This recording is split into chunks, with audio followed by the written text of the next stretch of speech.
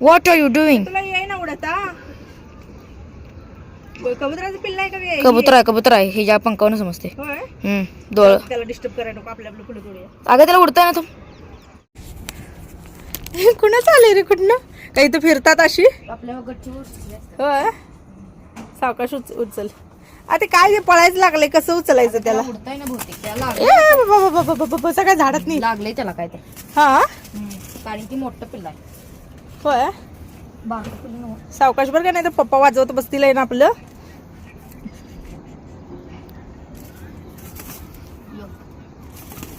उचल ना असं वरनं हात घालून धरायचं बाळा. वरून हात घालून धर. चावत नसतंय ते भ्यायला लागले ते फक्त बाकी काय नाही. अडकेल कशात तर. पिल्ला बाबा पकड की रे. किती भीते बघा हे पकडायला. पकडायला भिन ग त्याला त्रास व्हायला नको.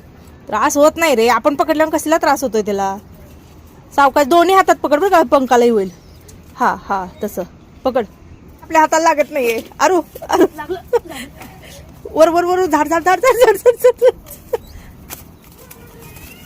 हा हा डोक्यावर हात फिरव डोक्यावर हात फिरव.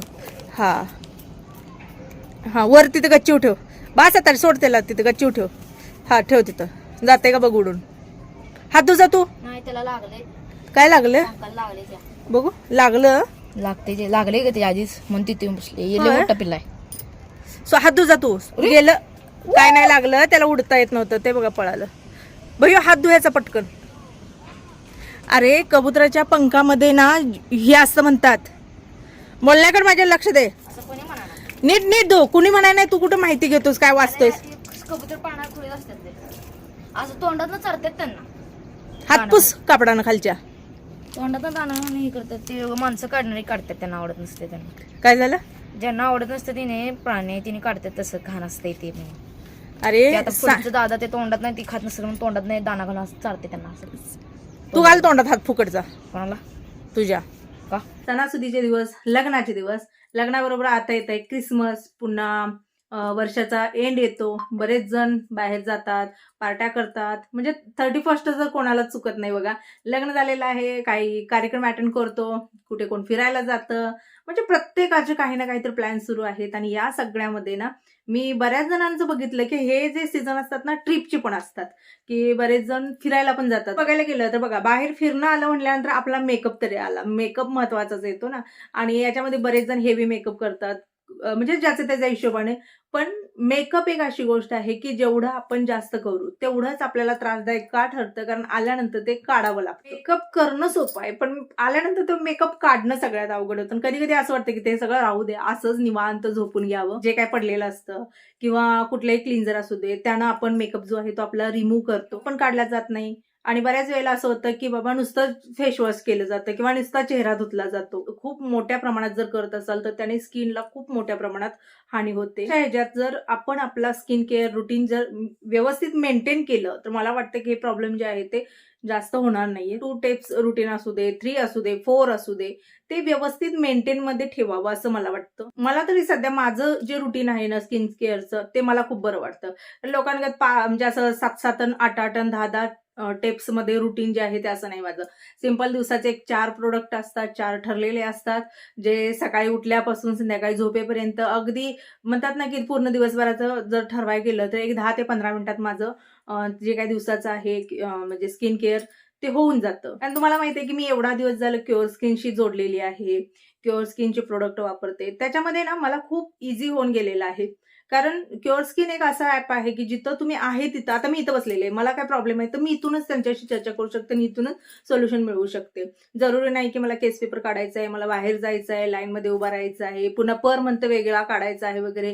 किंवा आधीमध्ये एखादं मी प्रोडक्ट वापरते आणि मला जर समजा ते नाही सूट झालं वगैरे फ्रंट आणि साईड असे 2 फोटो घेतले जातात आणि फोटोचं AI थ्रू स्कॅन करून ते बरोबर सांगतात की बाबा तुम्हाला काय प्रॉब्लेम आहे काय नाही, तुमची स्किन कुठली आहे, ड्राय आहे, ऑइली आहे, मीडियम आहे, हे सगळं बघून खूप सारं चॅटिंग करून तुमच्याशी चर्चा करून मग तुम्हाला तुमच्या स्किननुसार जर आपण मार्केटमध्ये गेलो तर कुठलंही प्रोडक्ट आपण घेऊन येतो, कारण आपल्याला तेवढं माहित नसतं हे कुठल्या म्हणजे हेल्थ आहे, कुठल्या स्किननुसार आहे, हे आपल्याला आहे का नाही, आपण उचलतो आणतो. पण इथं तसं नाही. इथं असं आहे परफेक्ट जे तुम्हाला योग्य आहे, डॉक्टरांच्या सल्ल्यानं म्हणजे तज्ञांच्या सल्ल्यानंच तुम्हाला ते दिलं जातं.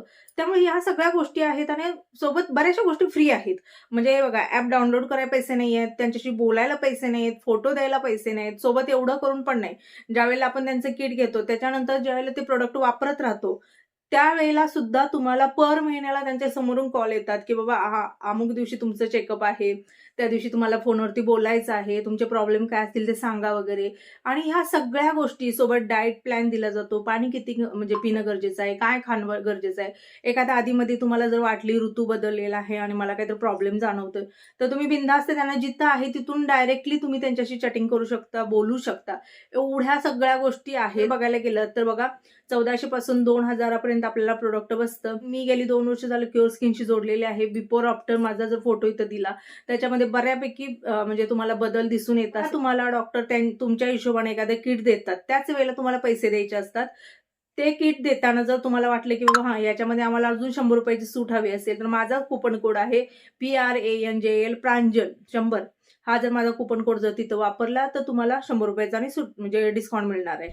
आणि हो, क्युअर स्किन ॲपची लिंक जी आहे ती डिस्क्रिप्शन बॉक्समध्ये दिलेली आहे, सोबत कमेंटमध्ये सुद्धा पिन केलेले आहे. ज्यांना पाहिजे, ज्यांना गरज आहे ते जरूर डाउनलोड करू शकता. हे बघ, माझं म्हणणं काय माहिती आहे, तू खाऊ पिऊ घाल सगळं कर, ज्या गोष्टी आपल्याला पाळायच्या आहेत ना. कोणाचा ठसका आला रे. वाव, फुलं बघा ताई नो, या झाडाला फुलं मस्त लागलेले आहेत. फुलं पुढं गेली का काय?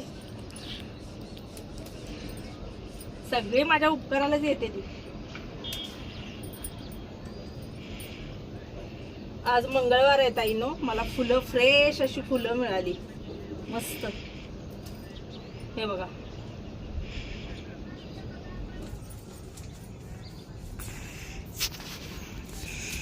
हे बाबा, हे फुलच माझ्या हाताला लागत नाही. कुठे गेलं कबुतराचं? सोडलं गे. ए चिव, कबुतराच्या असं म्हणतात ना, कबुतराच्या पंखामध्ये काहीतरी असतं.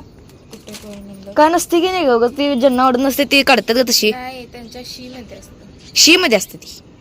कोणतरी म्हणलं पंखांमध्ये ना असतं, त्याने काय काय होतात. मी काय धरायला नाही म्हणत नाही भैया, तू धरायला काय नाही, पण तू हात स्वच्छ करत जा, फक्त एवढंच म्हणले तुला. मग कबुतराच्या पंखात असं म्हण नको ग, बाकीची करतील की. विचार तू ताईंना. अगं नसते ग बाई.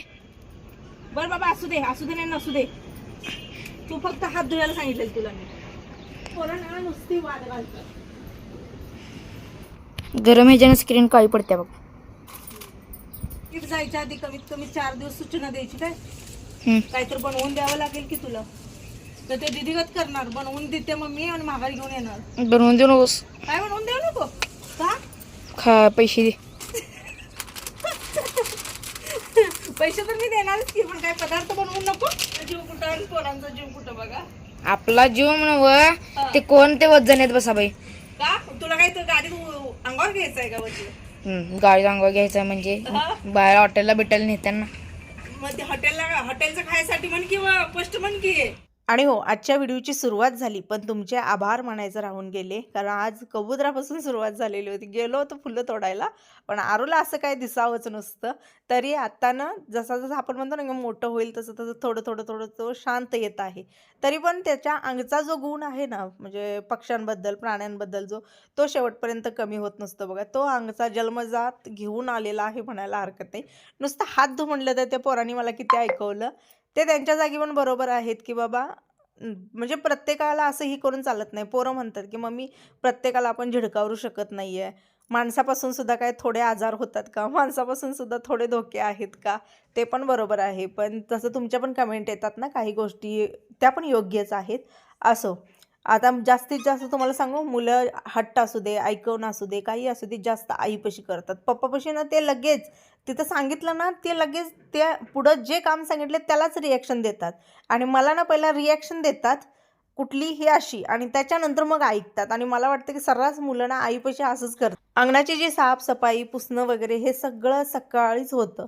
पण आपल्यामध्ये ना दिवसातून कमीत कमी 3 ते 4 वेळा इथं पोचा मारला जातो, झाडू असतं. कारण आपले आहेत ना बाहेरचे वाघ बसलेले, तरी ते पायपुसणे आणून दिल्यापासून ना एक फायदा वाटतो मला, की इथं ना म्हणजे असं ते जिथं मी रांगोळी काढते ना तिथं बसणं कमी झाले आणि खाली जिथं पायपुसणे असेल ना तिथं बऱ्यापैकी ते बसतात. आज ना विचार केलेला होता, की देवघरातील सगळे देव जे आहेत ते स्वच्छ करून घ्यावे, घासून घ्यावे. पण नंतर म्हणले की नाही, पुढच्या कामाच्या नियोजनात म्हणले की उद्याचा दिवस आपण ठेवूया, बुधवारचा दिवस. कारण गुरुवार आणि शुक्रवार 2 दिवस पूजा असते. गुरुवारच्या दिवशी केलं तर मग ते जास्त ह्याच्यामध्ये येतं, त्यापेक्षा बुधवारी करूया म्हटलं. बाकी कलश वगैरे जो आहे तो तेवढा घासून मी घेतला. कारण कलश जो असा आहे ना, की जेवढा तुम्ही स्वच्छ पुजसाल तेवढं एवढं प्रसन्न वाटतं. आणि तो तांब्या जर आहे ना असा कळकटल्यागत मळकटल्यागत त्याच्यावर डाग वगैरे पडलेलं दिसलं तर कलश कितीही तुम्ही मनापासून पूजा, काही पूजा, तो दिसायला बघा कसा दिसतो. बाकी पूजा तर मनापासूनच होते. हे वरचं म्हणतात ना वरील सौंदर्य आहे, पण यानं सुद्धा आपल्या माइंडवर परिणाम पडतो. म्हणजे मी स्वतः अनुभव घेतलेला आहे, की जेव्हा देवघरामधील वस्त्र स्वच्छ असू दे किंवा त्यांच्या आरत्या, देव स्वच्छ असू दे, त्यावेळची एक पॉझिटिव्ह ऊर्जा जी आहे ना ते आपल्या ह्याच्यामध्ये अजून 4 चांद लावते. पण मनापासून सगळं करतोय आणि हे सगळं जर असं कळकटल्यागत मळकटल्यागत असेल, खूप दिवस स्वच्छ न केलेलं असेल, तर तेवढंच आपल्याला ती एनर्जी आपल्याकडे येते, खेचते. असा अनुभव कुणी घेतलेला आहे जरूर सांगावा. जेव्हा तुम्ही एकदम छान असं स्वच्छ पुसून व्यवस्थित सगळं स्वच्छतेमध्ये तिथं पूजा केली जाते ना, ती प्रसन्नता एक वेगळीच असते. आदल्या दिवशी जे पनीर काढलं होतं ते चाळणीमध्ये तसंच ठेवून मी डीपला ठेवून दिलेलं होतं. सकाळी थोडंसं ते काढलं, खालच्या साईडला ठेवलं आणि पुन्हा बाहेर काढलं तर व्यवस्थित निघालं. आणि मी ते चमच्याबद्दल बोलत होते तुम्हाला, की काही जणींनी ते मला चमचा बदलायला सांगितला साखरेचा, म्हणून मी आता तो चमचा ठेवलेला आहे. पण तुम्हाला एक खरं सांगू, जसं मी काल पण म्हणले, की माणसाच्या अंगचे गुण तसे गोडाचे आमच्या अंगचे गुण आहेत. तेच म्हणजे मला त्यावेळेला जाणवलं, की बाबा मी चमचा छोटा ठेवला आहे, पण मी टाकते 2 चमचे. माझा प्रॉब्लेम काय होतो, मला ना आता 2 कप चहा ठेवला आहे, तर त्याला ना किती साखर रेग्युलर टाकत आलं ना, डोक्यामध्ये तेच होतं, की हां एवढीच टाकायची, त्यामुळे ते डबल पडतं. असो हळूहळू त्या गोष्टी कंट्रोलमध्ये करूया. जवळजवळ 5 ते 6 मोठे कांदे घेतलेले आहेत, 2 हिरव्या मिरच्या घेतलेल्या आहेत. कारण आज बनवणार आहे बुर्जी पाव. कुठला? पनीरचा. तुम्ही म्हणसाल की अंड्याचा तर नाही, पनीरचा. कारण पनीर आपलं घरचं जर काढलं तर मला ना बुर्जी एक नंबर वाटते. घरच्या पनीराला वास येऊ नये म्हणून फक्त 3 ते 4 वेळा काढल्यानंतर स्वच्छ धुवून काढायचं. आपलं जेवढं पनीर व्यवस्थित धुवू तेवढा त्याचा वास येत नाही. विकतच्याचा वास अजिबात येतो का बघा? अजिबात तुम्हाला कधी त्यात वास असा जाणवणार नाही आहे. त्याचं कारण म्हणजे ते खूप वॉश केलं जातं आणि आपलं घरचं आपण खूप कमी प्रमाणात ठेवतो, त्यामुळे थोडा स्मेल आपला जाणवतो. पण मी 2 वेळा लक्ष देऊन बघितलं, जेवढं मी वॉश करेल ना विकतच्यापेक्षाही त्याचा वास अजिबात येत नाही. आता काय केलेलं आहे, जिरं मोहरीची फोडणी, 1-1.5 चमचा बेसन जरूर याच्यामध्ये घाला. थोडंसं घालायचं 1-1.5 चमचा आणि तेलामध्येच ते व्यवस्थित भाजून घ्यायचं. बेसन कच्चं राहू द्यायचं नाही आहे, एकदम भाजून घ्यायचं. आणि त्याच्यानंतर भरपूर कांदा घालायचा. पनीरच्या भुर्जीला शक्यतो कांदा चिरूनच घालायचा. बरेच जण पेस्ट घालतात, त्यानं काय होतं की ते पाणी एका साईडला सुटण्याचं प्रमाण जास्त ना भाजीमध्ये, ते जास्त दिसतं. भुर्जीला शक्यतो कांदा हा चिरूनच घालायचा, कांदा असो टोमॅटो असो. आता मी 1 टोमॅटो 5 ते 6 कांदे घातलेले आहेत. कांद्याचं प्रमाण जेवढं जास्त तेवढं चव जास्त. आता जे कांदा खात नाहीत त्यांनी स्किप करून टाकलं तरी पण चालतं. चवीनुसार लाल तिखट, लाल बुक्का जो आहे जास्त घातला आणि काळं तिखट कमी घातले. कारण का मी हिरव्या मिरच्या झणझणीतपणा येण्यासाठी ना हिरव्या मिरच्या 2 घातलेल्या होत्या. त्यामुळे अशा पद्धतीनं थोडंसं पाणी घातलं, याला झाकून थोडंसं शिजवलं आणि त्याच्यानंतर त्याच्यामध्ये लास्टला मी घातलेलं आहे पनीर. हे जे पनीर आहे याला तोडावं लागत नाही, फोडावं लागत नाही, चिरावं लागत नाही, खिसावं लागत नाही आहे. कारण आपल्या घरच्या पनीर जे असतं ना त्याला कुठलंच काही करावं लागत. ताईनं इथून पुढं माझा ब्लॉग जो आहे तो कंटिन्यूली होणार होता, पण झाला नाही. कारण अचानक सांगते मी, अचानक ना मला असं पोट असं जाम झाल्यागत झालं. आणि मध्यंतरी गावी गेल्यानंतर जो प्रॉब्लेम होत होता बघा, छातीत दुखणं आणि खाली पोटात दुखणं, पाठीत दुखणं वगैरे म्हणा, हे ना मला अचानक व्हायला लागलं. सकाळी तर मी फक्त चहा पिलेले होते, काहीही खाल्लेलं नाही, पिल्लेलं नाही, काहीच नाही आहे. तरी मला सकाळ सकाळी हा प्रॉब्लेम व्हायला. म्हणून कसा बसा ह्या सगळ्यांचा डबा दिला, इनो घेतला, जे माझी रेग्युलर गोळी असते ती गोळी घेतली आणि थोडंसं झोपून दिलेलं आहे. त्याच्यानंतर आता तुम्हाला व्हिडिओ पाठवत आहे. असं चला व्हिडिओचा एंड करते. सर्वांना श्री स्वामी समर्थ.